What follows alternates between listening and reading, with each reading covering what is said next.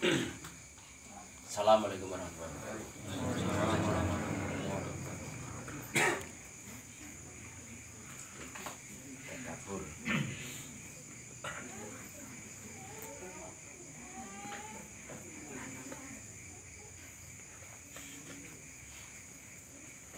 Oh, setiang orang Olanda de Bekle Samatae.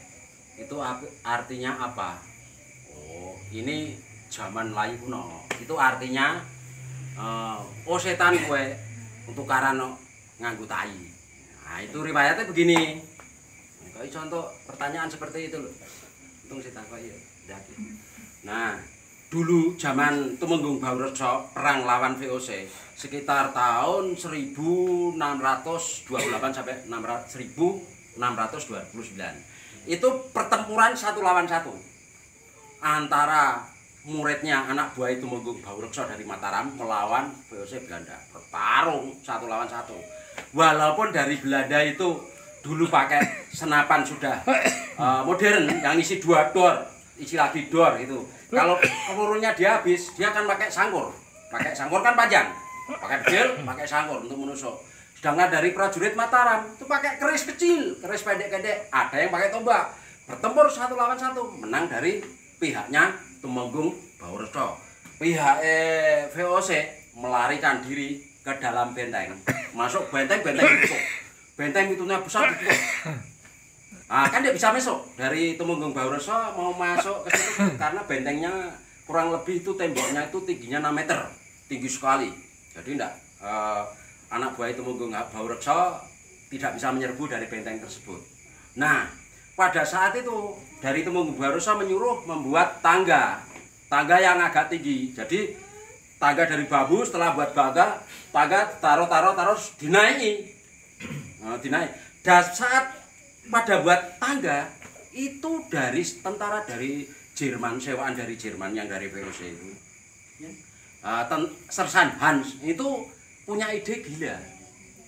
Semua prajurit disuruh bereknya ditaruh daun. Nah gitu. Setelah Mataram itu menyerbu kan naik tangga diuncali sama tai tadi tuwel kan akhirnya nggak berani naik. Sakti kayak apa dilempari tai kan lari kan. Apalagi nek tai ini mencret.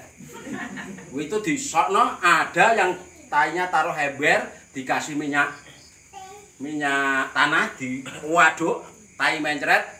Waktu sing naik tangga walaupun orang-orang sakti diguyur pakai tai. Makanya kan bau. Akhirnya kan terus marah-marah. Setan kowe tukaran nganggo tai. Itu loh artinya tadi yang ditanyakan. Paham ya?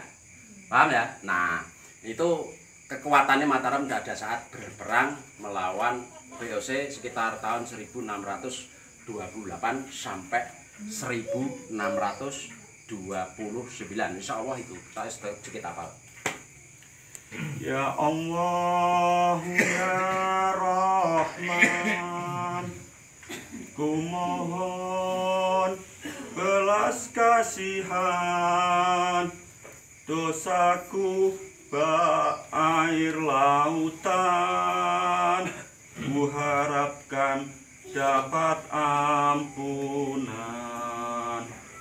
Majelis lembah pedang bunga di setiap pengajian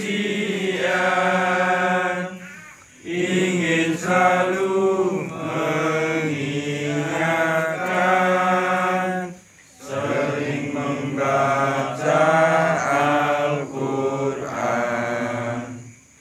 Pegang HP bukanlah larangan, bolehlah buat hiburan, asal jangan sampai kebablasan, melupakan kewajiban.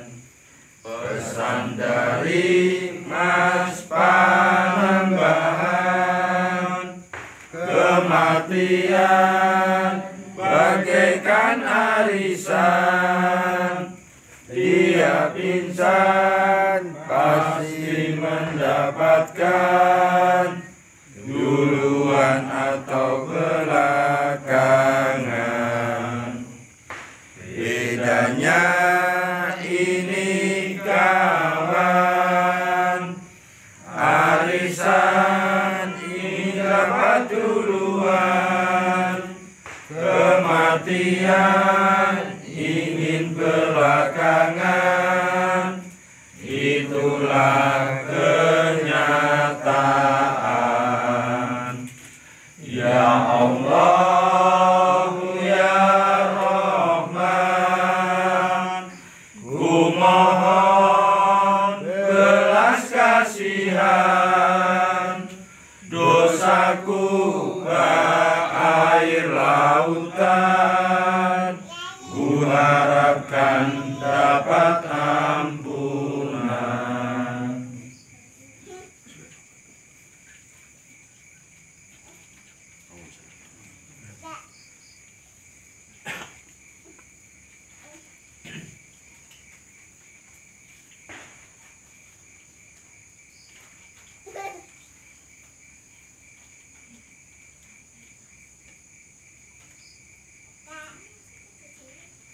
Jumlah huruf dalam Al-Quran jumlahnya berapa?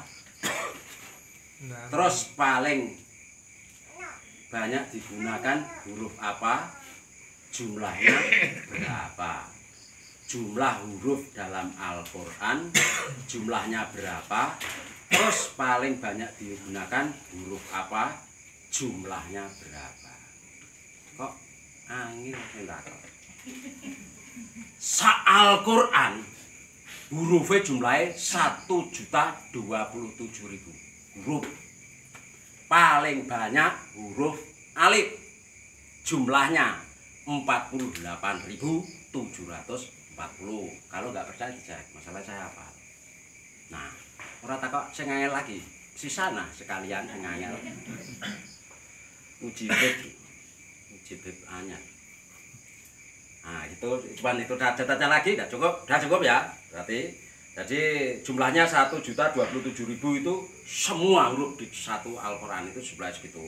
Untuk huruf alifnya 48.740. Ora takok sisan sing paling sithik apa? Sing paling sithik itu do. Oh, do. Nah, 842 huruf sa Al-Quran itu. Tanyane sing ngangil-ngangil. Enggak masalah. Bedanya sanad dan nasab. Sanad itu artinya sadaran. Sanad itu sadaran. Berarti aku bersadar kepada misalkan sanad dari siapa? Si A. Berarti aku bersadar kepada sanad dari buku ini, kitab ini. Aku berarti. Nasab itu artinya perkawinan, antara perkawinan yang berhubungan laki-laki semua. Contohnya saya, anak saya, bapak saya, perkawinan sah. Kalau perkawinan tidak sah, tidak bisa disebut nasab. Maksudnya begini,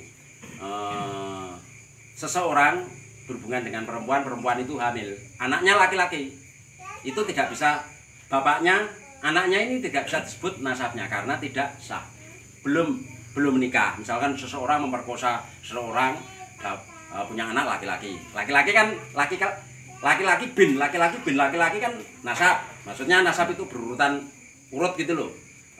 Misalkan saya, anak saya laki-laki, cucu saya, terus bapak saya, mbah dari laki-laki semua, itu namanya nasab. Nah, itu bedanya seperti itu.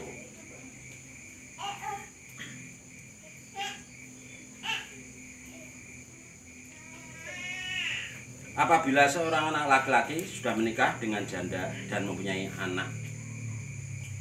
Apabila seorang anak laki-laki sudah menikah dengan janda dan mempunyai anak dari istrinya, sedangkan anak laki-laki itu punya ayah yang sakit-sakitan, yang harus didahulukan mengurus ayahnya atau anak tirinya itu, sedangkan anak tirinya itu sudah berusia menginjak remaja. Apabila orang tua minta tolong menyuruh anak laki-lakinya anak laki-lakinya dan istrinya juga pas menyuruh bersamaan, maksudnya menyuruh minta tolong didahulukan orang tua apa istrinya. Dulu pernah saya katakan, seorang anak dari kecil sampai tua itu milik ibunya. Nomor 1 milik ibunya. Jadi siapapun yang berhak memerintahkan itu nomor 1 ibuke. Cah cilik atau dewasa itu yang menguasai ibunya. Itu yang penting kan. Perbandingannya dengan bapaknya 3 kali. Jadi nek ibunya menyuruh 1 kali, bapaknya 3 kali.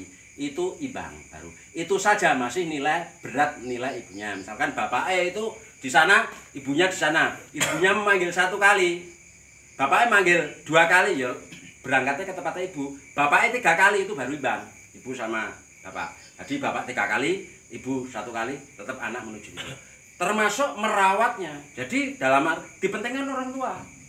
Nah, itu yang ditanyakan tadi kan seseorang yang punya seorang bapak punya anak laki-laki, mungkin yang dimaksud laki-laki. Laki-laki ini sudah menikah dengan janda dan janda ini membawa anak. Jadi setelah anaknya laki-laki ini punya anak tiri, yang ditanyakan kalau istrinya ini minta tolong sama bapaknya, minta tolong duluan, ya didulukan bapaknya atau ibunya atau bapaknya. Karena istri itu milik suami, istri milik suami, suami milik orang tuanya. Nomor 1 ibunya. Jadi tidak bisa dibantah itu. Seorang anak itu milik orang tua, laki-laki maupun perempuan. Tapi yang berhak berkuasa di dalam berkeluarga tentang memerintah itu seorang ibu. Tidak bisa seorang ayah. Ibu dulu, baru ibu lagi, baru ibu lagi, baru imbang. Ibu 3 kali. Ibu itu kekuatannya 3 kali, ayah itu kekuatannya 1 kali. Jadi seandainya ibu memanggil 1 kali sama dengan memanggilnya 3 kali, sudah kuat. Kan gitu. Jadi ibu arahnya ke ibu.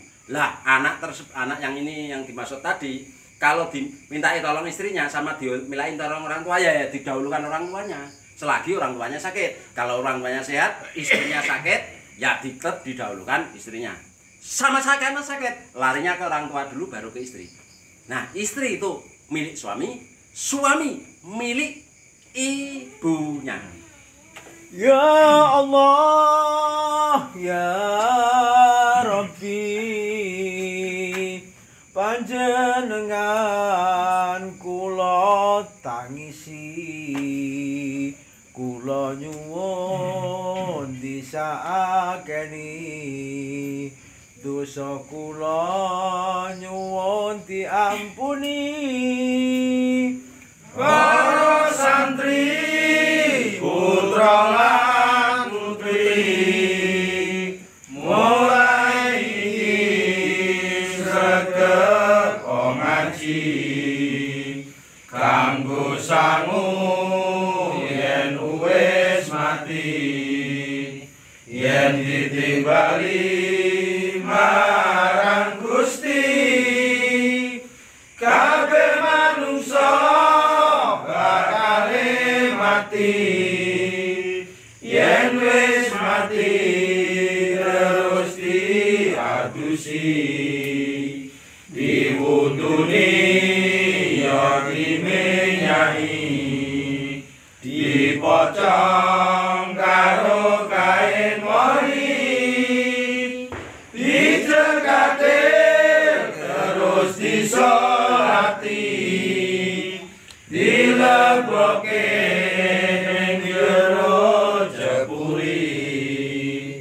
dikubur ning jero bumi jero kuburan rasane wedi sing lawat kabeh padha bali ora ana sing gelem ngancani ora ana sing gelem nunggoni amale kurang bakal rugi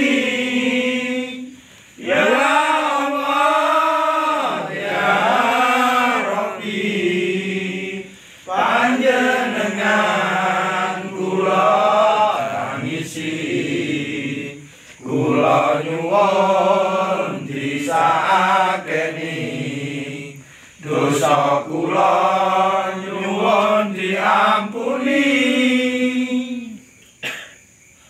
Karena nggak ada pertanyaan lain, juga saya kasih tahu juga kalau bertanya jangan mendadak seperti itu. Aku yang repot. Wah, tadi tidak ada pertanyaan, setelah tak buka ada pertanyaan baru. Kalau pertanyaan susah itu yo, tanya mendadak repot juga. Kalau pas saya tidak hafal gimana? Kan minimal saya harus mengkaji dulu. Mudah-mudahan jawaban saya tadi benar semua. Insya Allah kok kelihatannya saya hafal, jadi mungkin insya Allah betul. Untuk Ndok tadi aku bilang 842 ya, bukan 824 ya, 842 kan? Nah. Kalau 842 berarti betul. Kalau yang sebelum-sebelumnya ya betul. Jangan mendadak seperti itu. Jadi misalkan tanya sore tadi atau 1 jam sebelumnya atau apa. Jadi aku rada enak, agak leluasa. Mendadak nih gini pertanyaannya Al-Quran hurufnya berapa, hurufnya piro jumlahnya. Sing ngitung sapa? Samene ora sing ngitung kok. Bertanya nang kiai-kiai gede belum tentu apa. 1.017.000 hurufnya. Untuk alife sing paling akeh, sing diantara semua. Kan itu. Sing paling sithik mbok repot aneh mendadak seperti itu. Jangan bertanya jangan mendadak lah. Istilahnya kalau saya tidak hafal gimana? Syukur saya masih burung pati pikun, masih sedikit hafal. Kalau saya tambah 10 tahun lagi, kalau umurku sudah 65 bertakoi gitu ya iso lali, ngapalone itu sing memet. Gitu ya. Supaya kalian pandai, itu seringlah berselawat biar cerdas dan hafal. Hafalan saya itu semenjak tahun 84. 84 saya sekian masih hafal. Saya membaca entah Al-Quran, entah membaca apa-apa. Buku yang pernah saya baca, ditanyakan setahun, biasanya saya hafal. Biasanya gitu. Walaupun agak kesulitan, tapi insya Allah saya hafal. Nah, seringlah baca selawat. Baca selawat sebanyak-banyak, sering kali. Itu nanti kecerdasan otakmu ada. Gitu. Hanya itu saja. Jadi nggak ada pertanyaan lain lah. Kalau bertanya jangan mendadak seperti itu, aku repot nanti jawabnya. Cukup sekian. Assalamualaikum warahmatullahi wabarakatuh.